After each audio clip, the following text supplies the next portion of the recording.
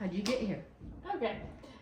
My name's JD. I've been a CNA for like 8 years. I started when I was 16 in a hospital in the float pool. I did a lot of different things. I traveled for a couple years when I was 18, and then I settled down in Montrose, and I worked for the hospital for about 3 years. I hope the computer's not cooperating. We'll have to speed by this process. What are some of your greatest strengths? I really thrive in like the critical care setting. I like having the pressure of like things that need done right now. I feel like one of my biggest strengths is communication with patients. I'm really good at knowing my audience and communicating well with people as individuals. With that, do you have like a specific example?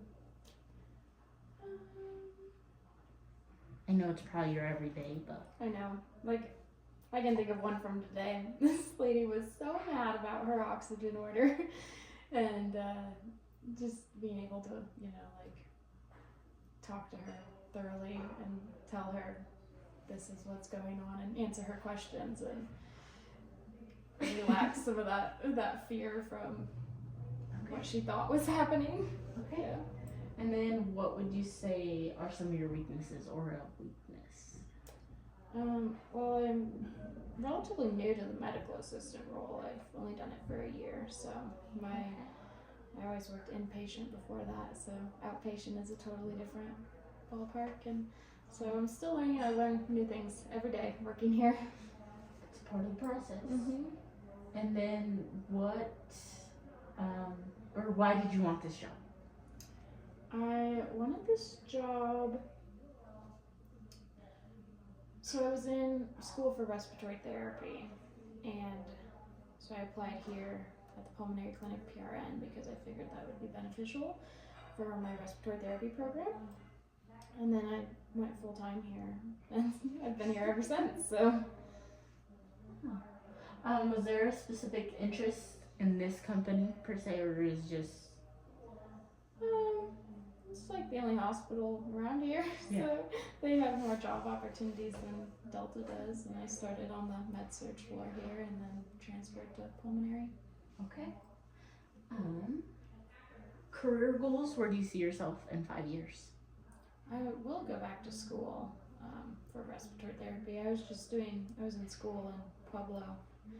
It was a long drive. Yeah. It was a lot, so I took a semester off, and I just have to go back and finish. A year and a half left of the program. So There you go. What is your proudest professional achievement?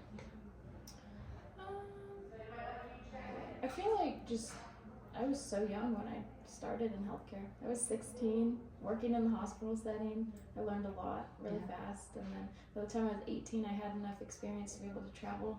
So I did a lot of traveling at a young age and got to experience the world in a way that a lot of people don't. So,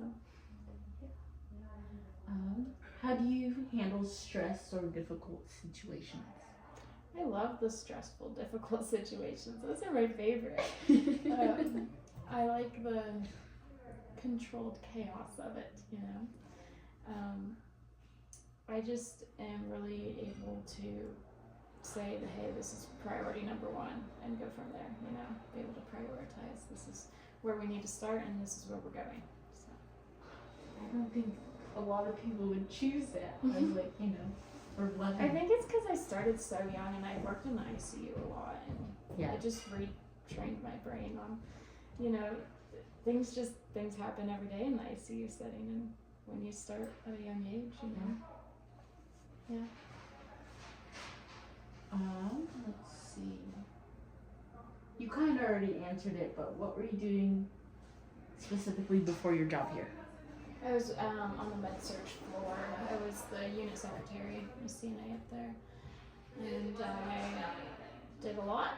Did a lot of things. I was basically there for the doctors and the nurses, and to do whatever needed done for our patients. And then beyond that, I've done a lot of different roles in healthcare, a lot of different things. To end this little interview here, what advice would you give someone interested in becoming a MA or CNA? Just start, do something. Just start in your, like you're doing now. Just like, just start somewhere.